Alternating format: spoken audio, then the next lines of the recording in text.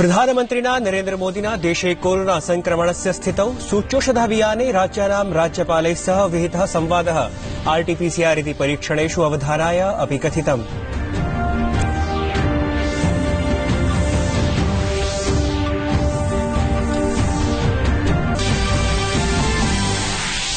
प्रधानमन्त्रिणा उक्तं यत् सूच्यौषधस्य पर्याप्तोपलब्धतां सुनिश्चेतुं वर्तते प्रशासनं समर्पितम्। सूच्यौषधाभियाने तीव्रता सहैव नूतनानि सूच्यौषधीकरणकेन्द्राणि उद्घाट्यन्ते। अशेषदेशे साम्प्रतं यावत् प्रायः 11.43% सूच्यौषधमधिगतम्।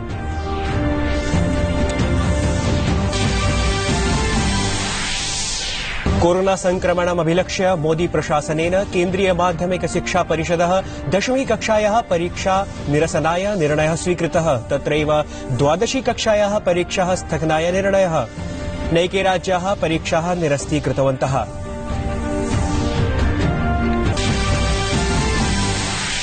दिल्ली कर्नाटक राज्ययोः तीव्रगत्या वर्धते कोरोना प्रकरणानि। राजस्थाने अप्रैल मासस्य 16 दिनाङ्कतः भविष्यति रात्रिजनावरोधः। महाराष्ट्रे संक्रमणात् प्रतिकूलस्थितिः।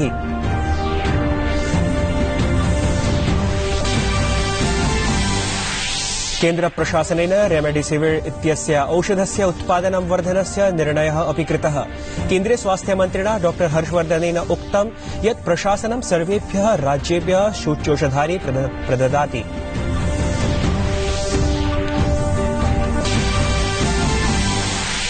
कोरोना काले निर्वाचन प्रचारे कोरोना संबंधित नियमानां पालनार्थं पश्चिमबंगालस्य मुख्य निर्वाचनाधिकारिणा मान्यता प्राप्त राजनैतिकदलैः सह एकमुपवेशनं कृतम्। राज्यस्य 45 आसनानां कृते एप्रिल मासस्य 17 दिनाङ्के आयोज्यमाणाय निर्वाचन प्रचारः समाप्तः। अभिवादये, अहमस्मि नीतीश भारद्वाजः। अत्र भवतीनां च स्वागतम् डीडी न्यूज वार्ता प्रसारणेऽस्मिन्। अथ वार्ताः विस्तरेण। प्रधानमन्त्रिणा नरेन्द्र मोदिना देशे कोरोना संक्रमणस्य स्थितौ सूच्यौषधाभियाने राज्यानां राज्यपालैः सह दृश्यश्रव्यतन्त्रमाध्यमेन संवादः विहितः। अवसरेऽस्मिन् उपराष्ट्रपतिः वेंकैया नायडुः, गृहमन्त्री अमितशाहः, स्वास्थ्यमन्त्री डॉ हर्षवर्धनः उपस्थिताः आसन्। प्रधानमन्त्रिणा उक्तं यत् कोरोना संक्रमणं विरुध्य युद्धे सूच्यौषधेन सहैव अस्माकं संस्काराः समर्पणं च अस्मदीय शक्तिः वर्तते। प्रधानमन्त्रिणा उक्तं यत् प्रशासनं सूच्यौषधस्य पर्याप्तोपलब्धतां सुनिश्चेतुं समर्पितं वर्तते। तेनोदीरितं यत् अखिल विश्वे आदौ भारतेन एव 10 कोटि जनेभ्यः सूच्यौषधीकरणस्य लक्ष्यः अवाप्तः। अवसरेऽस्मिन् उपराष्ट्रपतिः वेंकैया नायडुः संक्रमणं विरुद्धे सूच्यौषधाभियाने प्रधानमन्त्रिणः नरेन्द्र मोदिनः नेतृत्वं श्लाघितवान्। गृहमन्त्रिणा अमितशाहेन अस्मात् संक्रमणात् प्रत्येकस्य अपि नागरिकस्य प्राणान् रक्षितुं प्रतिबद्धता ज्ञापिता। अवसरेऽस्मिन् राज्यपालैः राज्यप्रशासनस्य कोरोना संक्रमणम् अपाकर्तुं प्रयासानां सूचनापि प्रख्यापिता। कोरोना संक्रमणम् अभिलक्ष्य मोदी प्रशासनेन केन्द्रीय माध्यमिक शिक्षा परिषदः 10वीं कक्षायाः परीक्षा निरसनाय 12वीं कक्षायाः परीक्षा स्थगनाय निर्णयः स्वीकृतः। 12वीं कक्षायाः छात्राणां परीक्षाः कदा भविष्यन्ति इत्यस्य निर्णयः अनन्तरं स्वीकरिष्यते। प्राप्तसूचनानुसारं प्रशासनस्य निर्णयोऽयं कोरोना संक्रमणस्य प्रकरणानि विवर्धनकारणेन उत्तमदिशि पदक्षेपः वर्तते। केन्द्रीय माध्यमिक शिक्षा परिषदः परीक्षां निध्याय शिक्षा मन्त्रालयेन सह प्रधानमन्त्रिणः उपवेशनम् अभवत्, यत्र अयं निर्णयः अभिस्वीकृतः। जहां तक इंटरमीडिएट का सवाल है, ये 12वीं की जो छात्र हैं इसको अभी स्थगित किया है। 31 मई तक इस परीक्षा को उनका स्थगित किया है। 1 जून को आगे की तिथियों को हम सुनिश्चित करेंगे कि कब उनकी परीक्षाओं को करना है।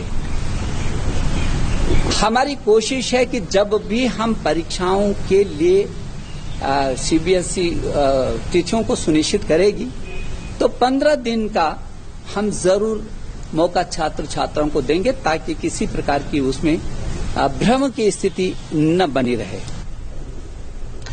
शिक्षामन्त्रिणा उक्तं यत् 10वीं कक्षायाः परीक्षाः पूर्णरूपेण निरस्तीकृताः। प्रधानमंत्री जी का जो मार्गदर्शन मिला है उसके आधार पर हमने जो ये हाई स्कूल है इसकी परीक्षाओं को वर्तमान में होने वाली परीक्षाओं को इसको निरस्त कर दिया है। अब इनको पदोन्नत करेंगे, प्रमोट करेंगे, लेकिन उसका एक सिस्टम तैयार करेंगे आंतरिक मूल्यांकन के आधार पर और जो उसका प्रैक्टिकल हुआ है इन दोनों को जोड़ करके सीबीएसई को कहा गया है कि एक प्लान बनाए वो, ताकि उसका मूल्यांकन भी हो और उसी के आधार पर उसकी कक्षा में पदोन्नति भी हो। लेकिन यदि ऐसा लगता है कि किसी छात्र को आंतरिक मूल्यांकन और जो सिस्टम है उससे संतुष्टि नहीं है और वो फिर भी परीक्षा देना चाहता है तो वो हमको अवगत कराएगा और सीबीएसई जब भी अनुरूप परिस्थितियां होंगी उसकी परीक्षा आयोजित की जाएगी। देशे कोरोना प्रकोपः पुनः प्रवर्धितः। विगत 24 होरासु कोरोना संक्रमित जनानां संख्यायाम् आधिक्यं वर्तते। 10 राज्येषु कोरोना संक्रान्तानां संख्या अधिका वर्तते, यत्र संक्रमणम् अपाकर्तुं सर्वाधिकाः प्रयासाः केन्द्रराज्य स्थानीय प्रशासनेभ्यः क्रियन्ते। सहैव देशव्यापिनं टीकाकरणाभियानमपि तीव्रगत्या प्रवर्धते। एतदतिरिच्य कोरोना परीक्षणस्य संख्यायां वृद्धिः जाता। विभिन्न राज्येषु प्रशासनेन विभिन्नाः निरोधाः अपि स्थापिताः। केन्द्र प्रशासनेन रेमडेसिविर इत्यस्य औषधस्य उत्पादनं वर्धनस्य निर्णयः अपि कृतः। सम्प्रति औषध निर्माणस्य 39 लाख वॉयल्स प्रतिमासं क्षमता आसीत्, याम् 78 लाख वॉयल्स इति प्रशासनं करिष्यति। कोरोना संक्रमणस्य प्रकरणानि विवर्धने सति सूच्यौषधीकरणं तीव्रगत्या प्रवर्तते। ह्यः रात्रौ 8 वादनं यावत् 31.93 लाख जनेभ्यः सूच्यौषधमिदं प्रदत्तम्। सहैव अशेष देशे साम्प्रतं यावत् प्रायः 11.43 जनेभ्यः सूच्यौषधम् अधिगतम्। देशस्य राज्यत्रये तु 1 कोटिक जनेभ्यः सूच्यौषधं प्रापितम्। एतेषु राज्येषु महाराष्ट्रः, राजस्थानम्, उत्तरप्रदेशश्च सम्मिलिताः सन्ति। प्रधानमन्त्री नरेन्द्र मोदी भारतीय विश्वविद्यालय संघटन 95तम उपवेशनं कुलपतीनां राष्ट्रिय सम्मेलनं च दृश्यश्रव्य परान्तर्जालीय माध्यमेन सम्बोधितवान्। अस्य द्विदिवसीय कार्यक्रमस्य आयोजनम् अहमदाबाद स्थिते बाबा साहेब अम्बेडकर मुक्त विश्वविद्यालयेन क्रियते। अस्मिन् अवसरे प्रधानमन्त्रिणा उक्तं यत् भारतं सकलेऽपि विश्वे लोकतन्त्रस्य जननी वर्तते। लोकतन्त्रम् अस्माकं सभ्यतायाः क्रियाकलापानां च महत्वपूर्णमङ्गम् अस्ति। स्वतन्त्रतायाः अनन्तरं भारतं स्वलोकतान्त्रिक रिक्थं सुदृढीकर्तुम् अग्रे प्रवर्धेत इत्यस्य सुदृढाधारः बाबा साहेब इत्यनेन राष्ट्राय प्रदत्तम्। डेमोक्रेसी हमारी सभ्यता, हमारे तौर तरीकों का, एक प्रकार से हमारी जीवन पद्धति का एक महज हिस्सा रहा है। आजादी के बाद का भारत अपनी उसी लोकतांत्रिक विरासत को मजबूत करके आगे बढ़े। बाबा साहब ने इसका एक मजबूत आधार देश को दिया। बाबा साहब को अब हम पढ़ते हैं, समझते हैं तो हमें एहसास होता है कि वो एक यूनिवर्सल विजन के व्यक्ति थे। प्रधानमन्त्रिणा इदमपि कथितं यत् राष्ट्रिय शिक्षानीतिः राष्ट्रस्य कृते श्रेष्ठा वर्तते तथा च वैश्विकमापकानाम् अनुरूपा अस्ति। तेन कथितं यत् डॉ राधाकृष्णनः मूल्यानामपि अस्यां सम्मेलनं कृतमस्ति।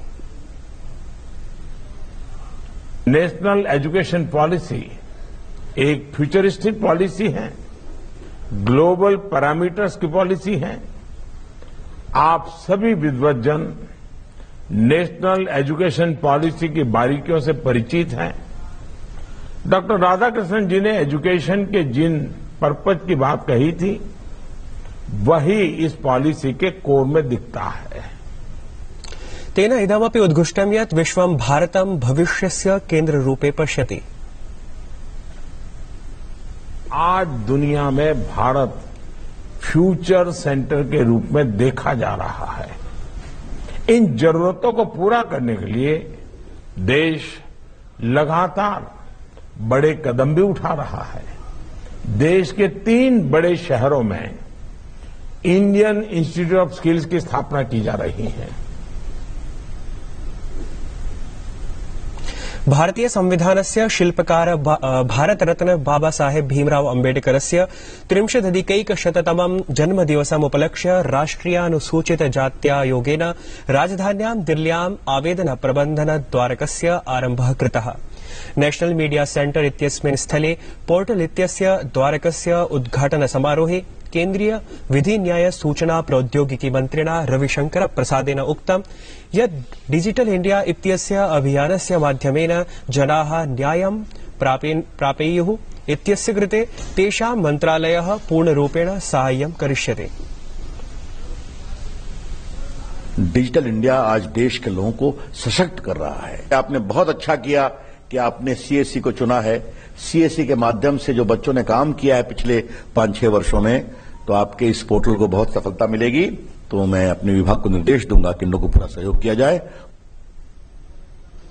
अस्मिन् अवसरे केन्द्रीयानुसूचित जात्यायोगस्य अध्यक्षेण विजय कुमार साम्पलावर्येण कथितं यत् अनेन अन्तर्जालीय वेबफलकेन जनाः स्वगृहेभ्यः एव आवेदनं कर्तुं शक्नुवन्ति।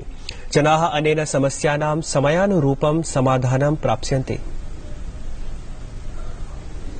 देश की सबसे बड़ी जरूरत आज आईटी की है और उसमें सबसे आसान तरीका भी यही है कि इसलिए कहीं दूर दराज बैठे गरीब को आने जाने की सुविधा जहां नहीं होगी, देश के किसी भी कोने में बैठा हुआ व्यक्ति इसका उपयोग करके अपने अन्याय के खिलाफ लड़ता हुआ न्याय की गुहार ना लगाए, न्याय लेने तक पहुंचे।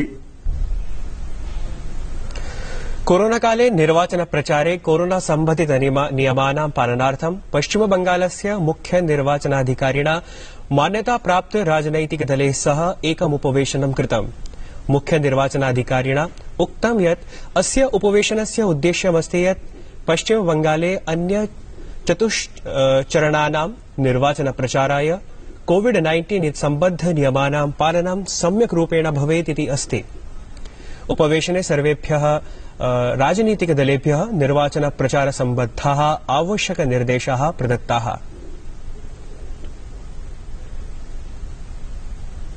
वार्ताः संस्करणमेतत् सम्पद्यते अधुना अभिनव वार्ताभिः सह पुनरुपस्थास्यामः। भूयात् तावत् मङ्गलम्। I am very happy to report